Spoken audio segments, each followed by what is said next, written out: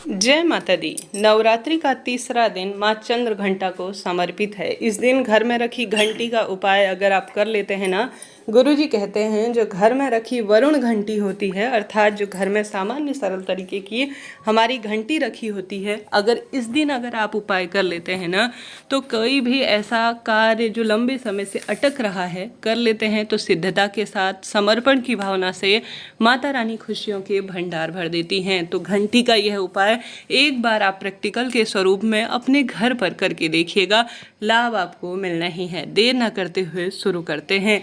जैसा कि आपके घर के मंदिर में छोटे स्वरूप में घंटी हो या बड़े स्वरूप में घंटी हो, आपको यह पूरे दिन भर में रात्रि तक कभी भी करना है। गुरुजी कहते हैं प्रत्येक माता और बहनें इस कार्य को करें। पुरुष जन भी कर सकते हैं, ऐसा नहीं है, परंतु कोई भी महिला कार्य करती है तो उसका फल तत्काल मिलता है।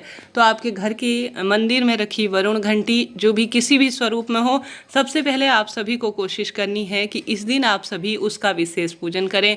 उस घंटी को वरुण घंटी कहा जाता है जो घर में विराजमान होती है। उसमें रोली, चंदन मोली, अक्षत समर्पित करने के बाद अपने घर में खुशियों का आगमन हो, यह प्रार्थना करते हुए आप सभी को सबसे पहले उस घंटी को गुरुजी कहते हैं 5 स्थानों पर बजाना है।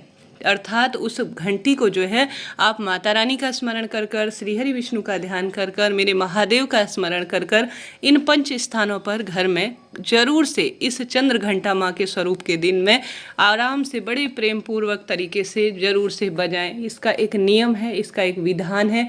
ध्यान से सुनिए कैसे, कब, किस स्वरूप में बजाना है, किस विधान से बजाना है, ताकि आपके घर में खुशियों के आगमन हो, ढोल नगाड़े बजे और आपके घर में संतान सुख हो, रोग कर्ज से मुक्ति हो और आप जिस कार्य में जाएं वहाँ चंद्र घंटा माँ वरुण घंटी के स्वरूप में जो आपके घर में प्रकाश होगा वह अपने आप में अद्भुत स्वरूप में हो जाएगा और खुशियों के भंडार भरने लगेंगे।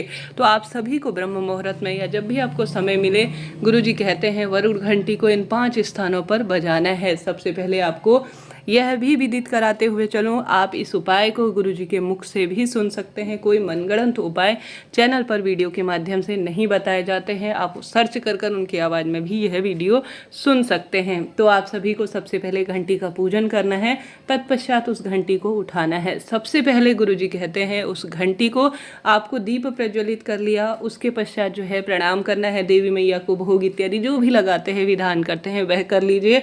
अब उस घंटी को ले जाकर सबसे पहले आप सभी को गुरुजी कहते हैं घर की रसोई में, जहाँ पर माँ अन्नपूर्णा है, देवी मैया है, चाहे तो एक हाथ में आप जो है दीपक ले सकते हैं और एक हाथ में सिर्फ घंटी ले सकते हैं, या सामान्य सरल तरीके से घर के मंदिर में आप घंटी दीपक रखकर सबसे पहले जो है मंत्र का स्मरण करते हुए, ध्यान करते हुए, जैसे कि माता रानी का यह दिन है तो इस दिन इस मंत्र का जाप करके रसोई घर में घंटी बजाएं। सबसे पहले वह स्थान है या देवी सर्वभूतेषु चंद्र घंटा रूपेण संस्थिता नमस्तस्ये नमस्तस्ये नमस्तस्ये नमो नमः। इस मंत्र का जाप कर सकते हैं यह कार्य करते हुए, या ओम चंद्र घंटे देव्यै नमो नमः इस मंत्र का, बीज मंत्र का भी आप जाप करते हैं तो भी अत्यधिक लाभ इसे देने वाला माना जाता है। तो सबसे पहले बहुत सुंदर स्वरूप में मेरे घर में नकारात्मक ऊर्जा का नाश हो, हे मेरे महादेव की अर्धांग, हे चंद्र घंटा माँ, मेरे परिवार में समृद्धि हो, जो भोजन हम रसोई में बनाते हैं वह परिपूर्ण रूप से शरीर पर लगे, अन्न धन के मेरे घर की रसोई में भंडार भरे, यह प्रार्थना करते हुए सबसे पहले आपको इस वरुण घंटी का नाद अपने घर की रसोई में जरूर से करना है। ठीक है जी, यह बात हो गई प्रथम में। दूसरा, आप सभी को इस वरुण घंटी का स्मरण अपने घर के दरवाजे पर, आप सामान्य सरल तरीके से अन्य दिनों अपने घर के मंदिर में घंटी बजाते होंगे, अत्यधिक शुभ है। यही कार्य बहुत कम लोग जानते हैं कि घर के मंदिर में तो सभी जन बजाते ही हैं, पूजा भी करते हैं, परंतु घर के दरवाजे पर दूसरा स्थान ऐसा है जहाँ पर मंत्र जो बताया उसका स्मरण करते हुए आप जोर जोर से जो है घंटी इस तरह से बजाएं कि घर के बाहर तक उसकी नाद जाए, अर्थात उसकी ध्वनि जाए। कहा जाता है घंटी की आवाज़ जितनी दूर तक जाती है ना, उतनी दूर तक नकारात्मक ऊर्जाओं का नाश हो जाता है। तो दूसरा, घर के दरवाजे पर आपको घंटी का नाद करना है, अर्थात बजानी है। तीसरा, गुरुजी घर के दरवाजे के ठीक बाहर जाकर भी कहते हैं कि आपको चंद्र घंटा माँ का भी स्मरण कर लेना है, क्योंकि दिन ही उनके हैं, और सभी देवी देवता का स्मरण कर कर घर के दरवाजे के बाहर भी आपको घंटी का नाद करना चाहिए।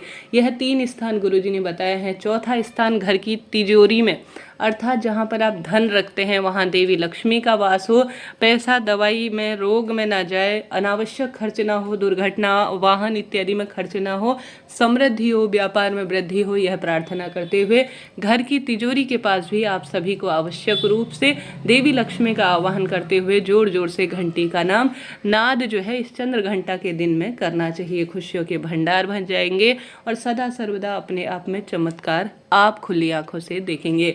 तो हमने 4 जगह चंद्र घंटा माँ का स्मरण कर कर घंटी बजानी है।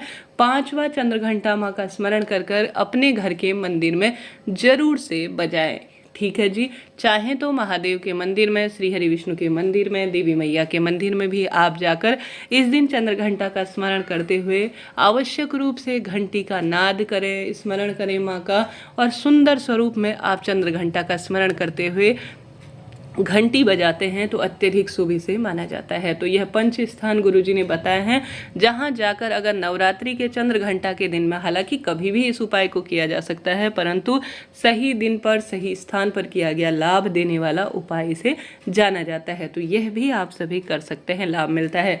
बढ़ते हैं दूसरे सरल से उपाय की। जो व्यक्ति रोग से ग्रस्त हो, संकट पीड़ा, विवाह या उसका किसी भी कार्य में मन नहीं लगता, भाग्योदय नहीं होता है, तो माँ चंद्र घंटा के दिन में किसी भी देवी मैया के मंदिर में उस व्यक्ति का नाम गोत्र बोलकर, ज़्यादा बड़ी घंटी नहीं चला सकते, छोटी सी घंटी जो है उस मंदिर में, देवी मैया के मंदिर में, या महादेव गौरी मैया एक ही हैं, अर्धांग हैं दोनों, तो आप सभी देवी मैया के मंदिर में भी घंटी चढ़ा सकते हैं। उस बच्चे का नाम गोत्र बोलकर, अपने पति या स्वयं का नाम गोत्र बोलकर उस घंटी में लाल रंग का धागा बांधकर, सुंदर स्वरूप में या कपड़ा बांधकर किसी मंदिर में आप चढ़ा कर आते हैं ना इस रसोई, इन पावन पवित्र दिनों में, तो निश्चित ही आपका दुर्भाग्य दूर होता है। माँ चंद्र घंटा के दिन में तांबे की जो वस्तु होती है वह नकारात्मक ऊर्जा का नाश करती है। तो तांबे से ही बनी हुई जो घंटी होती है वह जब जब बोलती हैं, जब तक बजती हैं, तो आसपास जो है कहा जाता है पूरा वातावरण शुद्ध हो जाता है और अपने आप में एक सुंदर स्वरूप हो जाता है। तो इस कार्य को भी आप इस चंद्र घंटा माँ के दिन में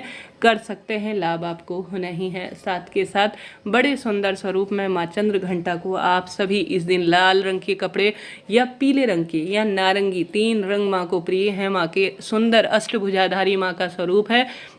महिषासुर का वध करने के लिए माँ ने यह रूप धारण किया था। उनके सभी स्वरूप जो है माता रानी के सुंदर हैं, परंतु चंद्र घंट स्वरूप जो कहा गया है, माँ के जो है मस्तक पर आधा चंद्रमा विराजमान है, इस कारण उनका नाम चंद्र घंटा माँ पड़ा है। आप सभी उनका स्मरण ध्यान करते हुए उनको जो है जलेबी का भोग लगाएं, शहद का भोग लगाएं, केसरिया वस्तु जैसे खीर में केसर डालकर माँ को प्रिय होता है। लाल या नारंगी रंग के फूल माँ को प्रिय होते हैं। पीले रंग के फूल जो तीसरा दिन होता है, माँ का आवरण ही इतना सुंदर है, पीले जो है शेर में वह बैठी हुई होती है। कहा जाता है जो भक्त इस दिन पीले या नारंगी रंग के कपड़े पहनता है और इन्हीं से संबंधित चीज़ें माँ को धारण करवाता है और इन ही चीज़ों को माँ को भोग स्वरूप लगाता है, उसके भाग्य खुल जाते हैं। तो करके देखिएगा, इन कार्य से आप बहुत अधिक लाभ प्राप्त कर सकते हैं। तो यह उपाय है जो मैंने बताया, समझाया, आप सभी को करने का प्रयत्न करें, लाभ मिलेगा। इससे पहले भी चैनल पर चने की दाल का और घी का उपाय बताया गया है। जय माता।